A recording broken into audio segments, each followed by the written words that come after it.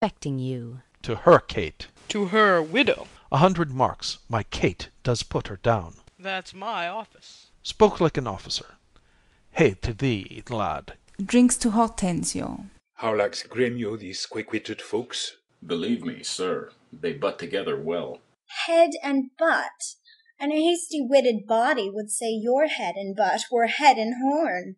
Ay, Mistress Bride, hath that awakened you? Ay, but not frighted me, therefore I'll sleep again. Nay, that you shall not. Since you have begun, have at you for a bitter jest or two. Am I your bird?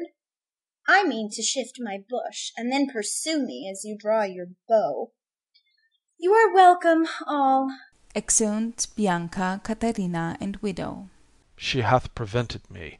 Here, Signor Tranio, this bird you aimed at, though you hit her not. Therefore a health to all that shot and missed. Oh, sir, Lucentio slipped me like his greyhound, which runs himself and catches for his master. A good swift simile, but something currish. 'Tis well, sir, that you hunted for yourself. 'Tis thought your deer does hold you at a bay. Oh, Petruccio, Tranio hits you now. I thank thee for that good Tranio. Confess, confess, hath he not hit you here? I has a little galled me, I confess, and as the jest did glance away from me, 'tis 10 to 1 it maimed you two outright. Now in good sadness, son Petruccio, I think thou hast the veriest shrew of all. Well, I say no, and therefore for assurance let's each one send unto his wife, and he whose wife is most obedient, to come at first when he doth send for her, shall win the wager which we will propose. Content. What's the wager? 20 crowns. 20 crowns? I'll venture so much of my hawk or hound, but 20 times so much upon my wife? 100 then. Content. A match. 'Tis done. Who shall begin? That will I. Go, Biondello. Bid your mistress come to me. I go. Exit. Son, I'll be your half. Bianca comes. I'll have no halves. I'll bear it all myself. Re-enter Biondello. How now? What news? Sir, my mistress sends you word that she is busy, and she cannot come. How? She's busy, and she cannot come? Is that an answer? Ay, and a kind one, too. Pray God, sir, your wife send you not a worse. I hope better. Sirrah Biondello, go and entreat my wife to come to me forthwith. Exit Biondello. Oh ho! Entreat her! Nay, then she must needs come. I am afraid, sir, do what you can, yours will not be entreated. Re-enter Biondello. Now, where's my wife? She says you have some goodly jest in hand.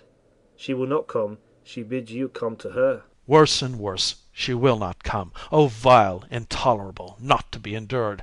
Sirrah Grumio, go to your mistress. Say, I command her come to me. Exit Grumio. I know her answer. What? She will not. The fouler fortune mine, and there an end. Re-enter Caterina. Now, by my holy dame, here comes Katharina. What is your will, sir, that you send for me? Where is your sister and Hortensio's wife? They sit conferring by the parlour fire. Go fetch them hither. If they deny to come, swing me them soundly forth unto their husbands. Away, I say, and bring them hither straight. Exit Caterina. Here is a wonder, if you talk of a wonder. So it is. I wonder what it bodes. Marry, peace it bodes, and love and quiet life, and awful rule, and right supremacy, and to be short, what not that's sweet and happy. Now fair before thee, good Petruccio, the wager thou hast won, and I will add unto their losses 20,000 crowns, another dowry to another daughter, for she is changed, as she had never been. Nay, I will win my wager better yet, and show more sign of her obedience, her new-built virtue and obedience. See where she comes, and brings your froward wives as prisoners to her womanly persuasion. Re-enter Caterina with Bianca and widow. Catherine, that cap of yours becomes you not. Off with that bauble, throw it under foot. Caterina pulls off her cap and throws it down. Lord, let me never have a cause to sigh, till I be brought to such a silly pass. Fie! What a foolish duty call you this? I would your duty were as foolish too. The wisdom of your duty, fair Bianca, hath cost me 100 crowns since supper time. The more fool you for laying on my duty. Catherine, I charge thee, tell these headstrong women what duty they do owe their lords and husbands. Come, come, you're mocking. We will have no telling. Come on, I say, and first begin with her. She shall not. I say she shall, and first begin with her. Fie, fie! Unknit that threatening, unkind brow, and dart not scornful glances from those eyes to wound thy lord, thy king, thy governor. It blots thy beauty as frosts do bite the meads, confounds thy fame as whirlwinds shake fair buds, and in no sense is meet or amiable. A woman moved is like a fountain troubled, muddy, ill-seeming, thick, bereft of beauty. And while it is so, none so dry or thirsty will deign to sip or touch one drop of it.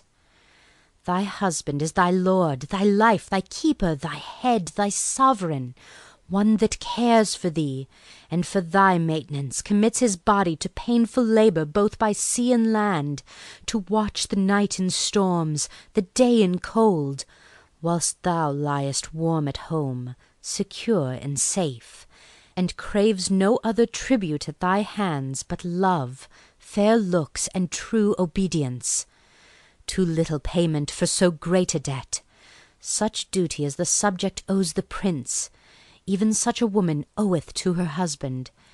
And when she is forward, peevish, sullen, sour, and not obedient to his honest will, what is she but a foul contending rebel, and graceless traitor to her loving lord? I am ashamed that women are so simple, to offer war where they should kneel for peace, or seek for rule, supremacy, and sway, when they are bound to serve, love, and obey.